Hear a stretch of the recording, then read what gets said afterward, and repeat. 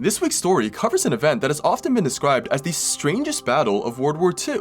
It's an unbelievably inspiring story of bravery, sacrifice, and teamwork that really needs to be made into a movie someday, so buckle up and enjoy the ride. Welcome back, guys. My name is Andy Jang, and this is Hidden Stories.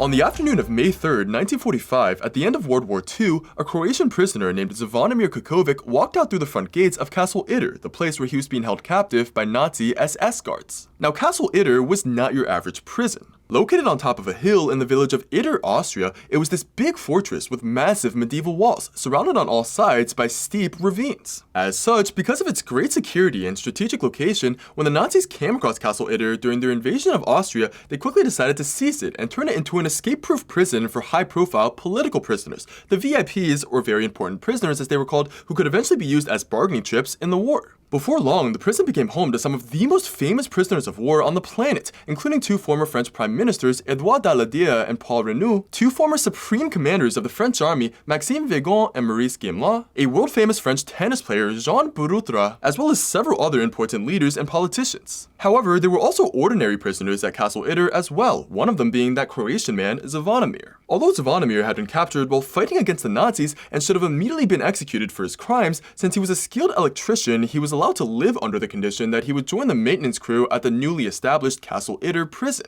But since his new job often had him working directly with SS captain Sebastian Wimmer, the commander of the prison, over time Zvonimir actually managed to gain the man's trust. Because of this, he was pretty much the only prisoner at Castle Itter who was ever allowed to leave the prison, which he would do to run errands for Captain Wimmer. And on the afternoon of May 3rd, when Zvonimir walked out through the front gates of Castle Itter, errands were exactly what he'd been sent off to do. But although he had already completed countless similar tasks in the past without any sketchy business, which was why Captain Wimmer trusted him so much, that day, little did the captain know, Zvonimir had different plans in mind. Now, at the time, World War II was basically already over. Hitler had shot himself in his bunker just a few days earlier, and the Allied powers had already recaptured most of his territory, including the Nazi capital of Berlin, Germany. As a result, the Third Reich was completely in ruins, and most of the Nazi leaders had begun to realize that this was the beginning of the end for them, and that they would soon all be charged as war criminals and executed. Just a day before Zvonimir left Castle Itter to go do the quote-unquote errands, Captain Wimmer's superior officer, Lieutenant Colonel Eduard Weiter, made a surprise visit to their prison before, to the shock of everyone there, taking his own life. It was clear that Captain Wimmer and the rest of the SS guards at Castle Itter were extremely spooked out by this incident and were becoming increasingly on edge and afraid for their lives. Upon realizing this, the high-status prisoners of war at Castle Itter began to become really worried themselves that these desperate SS guards would try to take them hostage as leverage, or worse, kill them to try to cover up their own war crimes. As such, with no other option, these prisoners had gone to the one man who could reach the outside world, Zvonimir, and asked him for help. On his next errand run, they told Zvonimir to find the American troops that had to be somewhere nearby,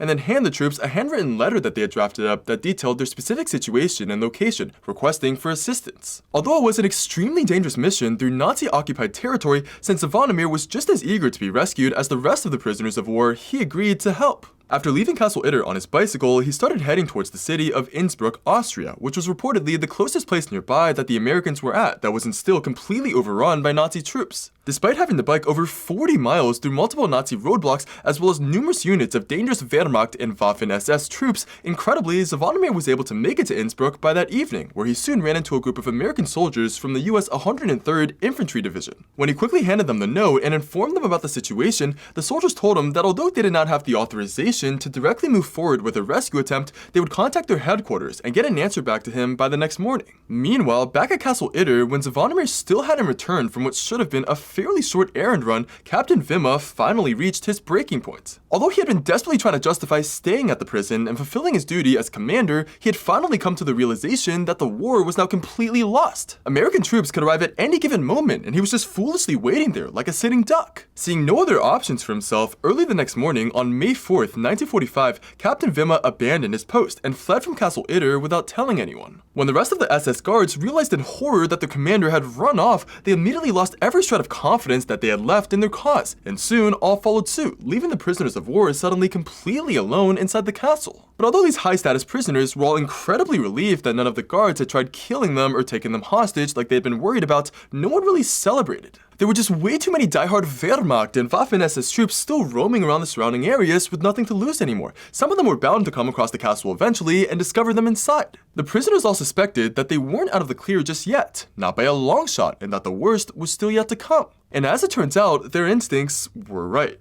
Now, before I continue with the story, this week's episode is brought to you by HelloFresh. So college life can get pretty hectic sometimes. I remember this one time where I was really scrambling to finish this massive final paper that I had for this world music class I was taking. It was like 3,000 words, and for some reason, I literally decided to start it on the very day that it was due. So I was just stressed out of my mind trying to get it done. I was so stressed that I just completely skipped dinner because I was like, no way I have time to go all the way to the dining hall, get my food, sit down, eat, leave, and then come back. This thing is due in 3 hours and I'm not even halfway done. But I kind of knew that I had to eat something at least. So I went over to the fridge and just prayed and prayed that there would be something that I or one of my roommates had left there. Anything edible at this point. I literally had a single, extremely old, shriveled apple, a Jolly Rancher, and a piece of gum for dinner that day. I kid you not. But what I didn't know at the time was that could have all easily been prevented with HelloFresh, which gets you farm-fresh, pre-portioned meal ingredients and recipes delivered straight to your doorstep. It genuinely saves so much time and energy, and HelloFresh recipes are not only so simple and easy to make, taking as little as just 15 minutes, they are delicious and chef-created, and also offer over 40 unique recipes every week so you won't get bored. Go to hellofresh.com/50hiddenstories and use code 50hiddenstories for 50% off plus free shipping. Again, that's hellofresh.com/50hiddenstories and use code 50hiddenstories for 50% off plus free shipping. Try HelloFresh, America's #1 meal kit today. Now, let's get back to today's story. After arming themselves with the very few weapons that the SS guards had left behind, the prisoners quickly hung up a French flag on the outside of the castle's wall to inform any Allied pilots in the air that they were friendly and not to fire at them. Then, since Zvonimir still hadn't returned yet and the prisoners had no way of knowing whether the Americans had successfully been informed about their situation yet or not, they decided to send out another person to deliver a similar handwritten letter just in case. This person, a Czech man named Andreas Krobot, was only the prison's cook, but still, he willingly volunteered for the dangerous mission. Riding on another bike, Andreas was soon able to make it to the nearby city of Virgil, Austria. But while he was there, to his horror, he suddenly stumbled across a group of Waffen-SS soldiers shooting down innocent Austrian civilians who had simply displayed white surrender flags in the front of their homes. As it turns out, although the city of Virgil and the nearby areas had all recently been liberated, there were still countless groups of Wehrmacht and Waffen-SS troops roaming around, trying to maintain some semblance of control by mercilessly killing anyone who was seen turning their backs on the Nazis. Although there was a chance that Andreas could have been spotted by these troops and killed as well, extremely luckily, as he was biking away, he just so happened to run into a member of the local Austrian resistance forces, who was able to take Andreas under his wing and take him back to their base. But when Andreas was introduced to their leader so that he could explain the situation at Castle Itter to him, he was shocked to realize that this leader was in fact not Austrian, but a highly decorated German Wehrmacht officer. The man, a 34-year-old named Major Josef Gangl, had apparently served in the Nazi forces for years, earning himself a reputation as an extremely dedicated and skilled leader, and receiving numerous promotions and awards in the process. However, after seeing so many of his own men killed and injured fighting for the Third Reich, Major Gangl began to question what he was even fighting for, and soon started to develop strong anti-Nazi sentiments. Eventually, when it became clear to him that he and his men were entirely disposable to Hitler and the Nazi leaders, he decided to take what remained of his troops and join the Austrian resistance against the Nazis. And because of his strong military and leadership experience, Major Gangl was soon placed in charge of all military operations in the Virgil area. Although Major Gangl's actions put himself and his family at risk of execution and could also be seen as just betraying his country, in his eyes, he was simply fighting for what he thought was right. As such, when Andreas informed him about the situation back at Castle Itter, about how all the guards had run off and how the prisoners were now completely unprotected, surrounded by Waffen-SS, Major Gangl knew that he had to try and rescue them, since that was a cause worth fighting for. However, since he also had a responsibility to keep his soldiers alive and to protect the citizens of Virgil from any further Nazi attacks, he knew that he couldn't carry out the mission alone. He just didn't have enough troops for that. But after thinking for a while, Major Gangl realized that if he was somehow able to make contact with the American troops nearby and get their help, they would easily be able to save the prisoners at Castle Itter, while he and his men could stay behind to protect Virgil. With this thought in mind, Major Gangl immediately set off in his military car to the nearby town of Kufstein, Austria, which had been occupied by American forces. When he arrived, although the Americans were at first extremely skeptical of the German Wehrmacht officer in front of them, ordering him to get out of his vehicle and thoroughly searching him for weapons, when they didn't find any, they agreed to at least hear out what he had to say. Major Gangle was then introduced to the commander of the group, a man named Captain Jack Lee. Now, similar to Major Gangle himself, Captain Lee had also received numerous awards and promotions throughout the war so far for his bravery and leadership, and at the time, he was widely regarded as one of the best tank commanders in the US Army, known for his fearless and aggressive nature in combat. As it turns out, just a few hours before Major Gangle had arrived to talk with them,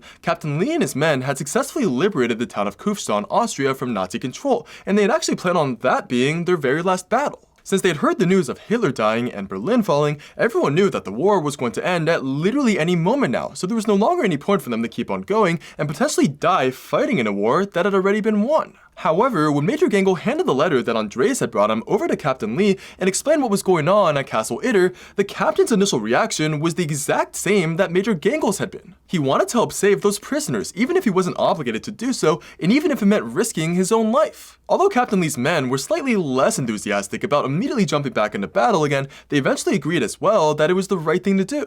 As such, after radioing his superior for approval to carry out the mission and receiving it, and also conducting a short recon of Castle Itter and the surrounding area, Captain Lee gathered together some troops and then started following Major Gangle back to his city of Virgil, Austria, on the way to Castle Itter. However, very shortly after they had just set out, disaster suddenly struck. Although Captain Lee had brought 5 M4 Sherman tanks as well as 3 squads of infantrymen with them to carry out the rescue mission, while they were trying to cross an old bridge over the Inn River, the bridge suddenly collapsed from the weight of the tanks. Although 4 of the Sherman tanks were able to successfully make it across the bridge, 1 tank as well as all 3 squads of infantrymen were stuck on the other side. As a result, with no other way to reach Virgil except for that one bridge, Captain Lee had no choice but to press on without the majority of his troops. And if that wasn't already bad enough, when he finally arrived to Virgil with his already limited army, the Austrian resistance there insisted that he leave behind some of his tanks to help protect the town from the insane Wehrmacht and Waffen-SS troops still parading around the area. By this point, Captain Lee was beyond frustrated. He knew that he simply could not afford to give up any more of his soldiers, since he needed as much help as possible to help secure Castle Itter, and he was likely already severely outnumbered by the armies of Waffen-SS in that area.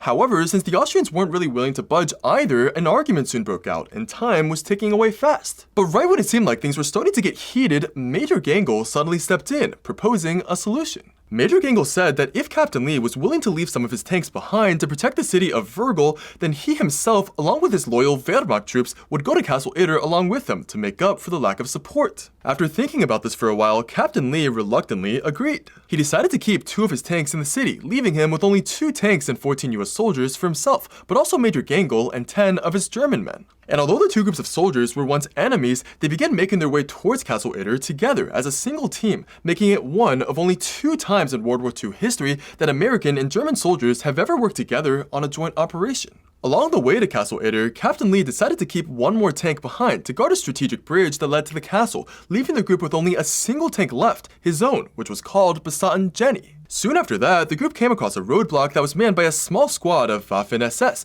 but luckily, since it was just a handful of enemy troops, they were easily able to overpower them. And on the night of May 4th, 1945, they arrived at the Castle Itter front gates. When the prisoners of war at Castle Itter heard the news that the Americans were approaching, they finally began to start to celebrate. They were saved. But when Captain Lee walked inside the castle with his tiny and underwhelming squad of soldiers, the prisoners' excitement soon faded to sheer disappointment. Given just how high profile some of these prisoners were, they'd expected that a much larger force of soldiers would be sent out to rescue them. With the massive squads of Waffen-SS still in the area, a single tank and 24 soldiers were basically nothing. If anything, in the prisoners' eyes, Captain Lee had actually just brought more German soldiers to the castle than an actual rescue team. After Captain Lee had parked his tank in front of the castle, overlooking the main road as the first line of defense, he greeted the clearly unhappy-looking prisoners, and was shocked to see that a German Waffen-SS captain was standing with them. Turns out, the man who introduced himself as Captain Kurt Siegfried Schrader was a highly decorated officer who had served with the Waffen-SS in several campaigns across Europe.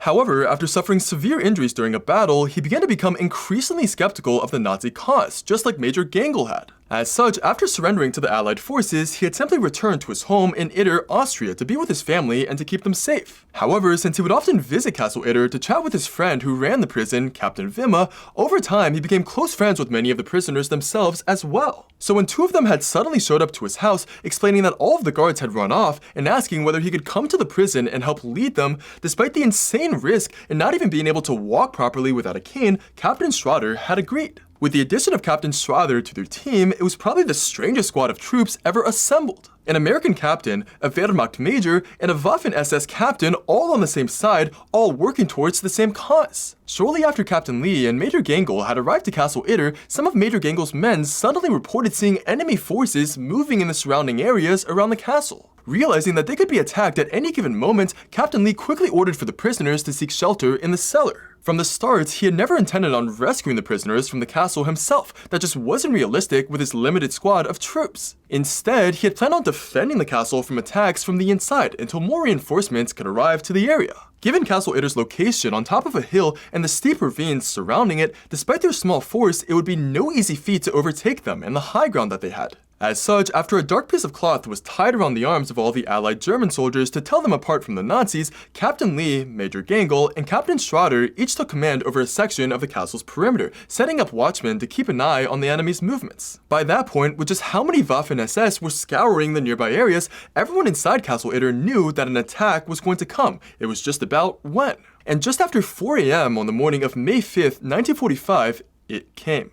Captain Lee was sleeping at the time when he was suddenly jolted awake by the sound of heavy gunfire ringing out from around Castle Itter. When he immediately rushed out of his room to check out the scene, he quickly knew that this was not a full-scale attack by the enemy. Instead, they were simply trying to circle the castle's perimeter, probing for any weak spots that they could target and take advantage of. Several Waffen-SS soldiers were trying to cut through the barbed wires surrounding Castle Itter. Some more soldiers were trying to make their way up from the ravines, and German machine guns were pinning down the castle's defenders to cover these troops. However, when the Waffen-SS saw that they couldn't actually reach the walls of the castle due to the American and German troops firing at them from inside, they quickly fell back. But when Captain Lee and Major Gangel looked out into the neighboring woods to inspect the situation, their hearts suddenly sank. They could see at least 100 Waffen-SS troops setting up heavy ammunition guns, preparing for a much heavier assault. Spotting two 20mm anti-aircraft guns as well as an 88mm artillery gun being set up, they became extremely worried. This was a much larger army force than they had been expecting, and it was very likely that they wouldn't be able to hold the castle for much longer.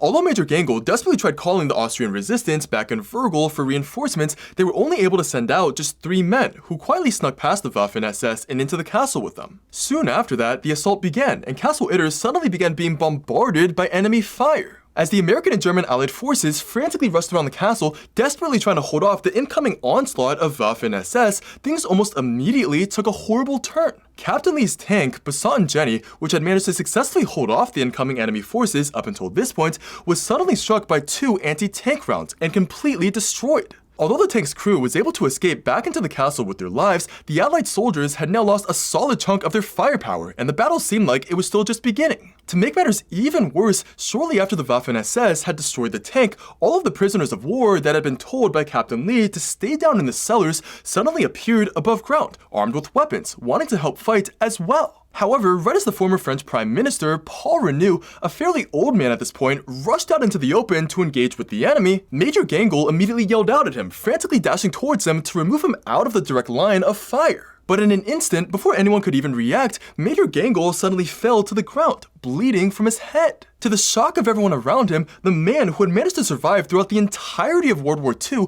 almost 6 years of combat, had been hit by a sniper's bullet, killing him instantly. But although the Allied soldiers had lost an important leader and were deeply saddened by his loss, with the Waffen-SS rapidly approaching the castle walls and the barrage of fire intensifying by the second, there was simply no time to mourn, and everyone had no choice but to keep on fighting. At one point during the battle, Captain Lee suddenly heard one of the castle's telephones begin ringing. When he picked up the phone, to his incredible relief, he was informed that American reinforcements had just arrived to Virgil, and that these reinforcements would soon begin making their way over to Castle Itter. They had apparently received notice from Zvonimir, the first man who had been sent out of the castle with the letter. However, before Captain Lee could warn about just how strong the Waffen-SS forces were and to bring enough support, the line suddenly went dead. Scared that these reinforcements would show up and then be ambushed outside the castle gates and massacred, he knew that he somehow had to get back into contact with them. But since all the phones and radios were dead, things were just looking beyond dire. However, when the French tennis star who was being held at Castle Itter, Jean Broutra, heard about the situation, he volunteered to leave the castle and inform the incoming American troops about the situation in person.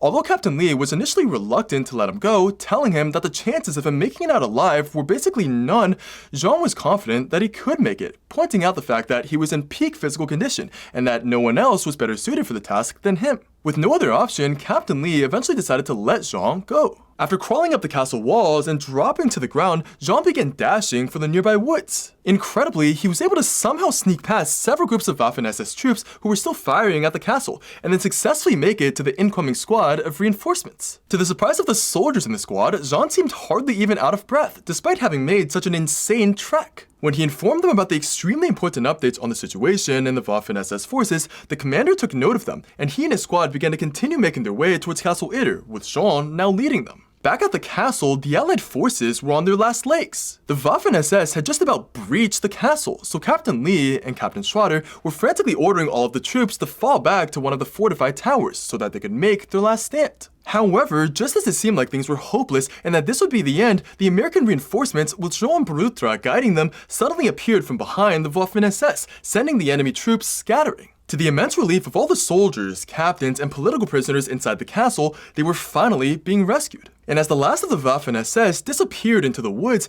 Captain Lee walked up to the squad of American troops who were there to save them and sarcastically asked them, "What kept you?"